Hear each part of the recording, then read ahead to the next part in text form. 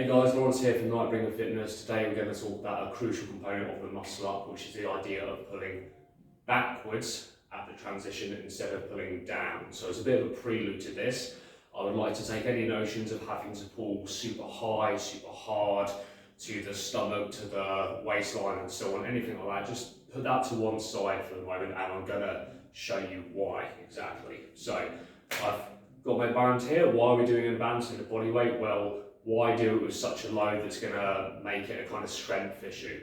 We're learning a technique here, okay? We want to reduce the load to make it the best technique possible. So I'm going to step into the band, and here's what I mean, pulling down and then backwards.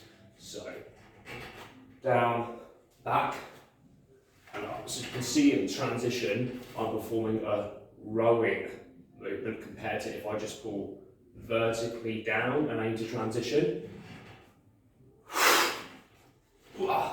You can see it just feels way plunkier.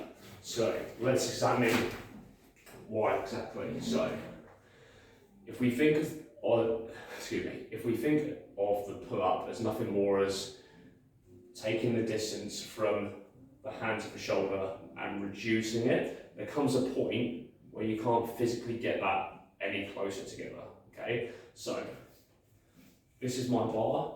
I've done my pull-up. I now can't get the hand and the shoulder any closer, so what I'm going to do, the bar is stuck here. If I row backwards, aim to touch my elbows behind my back, the bar is now here, yeah? So we pulled downwards, at this point I'm going to row backwards, and that is what completes the transition of the muscle, okay? It's a rowing movement, not just a vertical pull movement. So let's examine that again on the pull-up bar. So I'm pulling down, and then when my bar reaches roughly nose level, I would say, I'm going to pull my bar backwards. Try and squeeze the elbows behind the back as hard as you can. So here's what it's going to look like. Down, backwards, and up. Same again.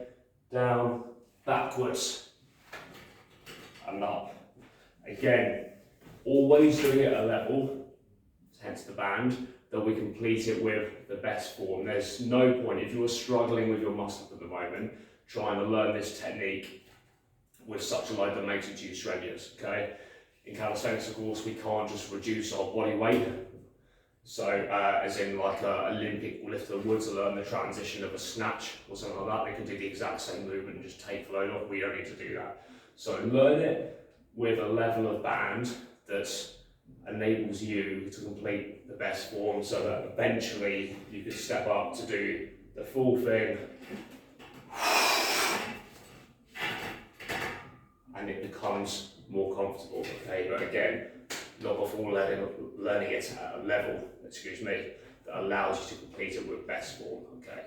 So down, back, try to get your elbows to touch behind you at the transition, and that's going to help up with your muscle up. Guys, speak soon.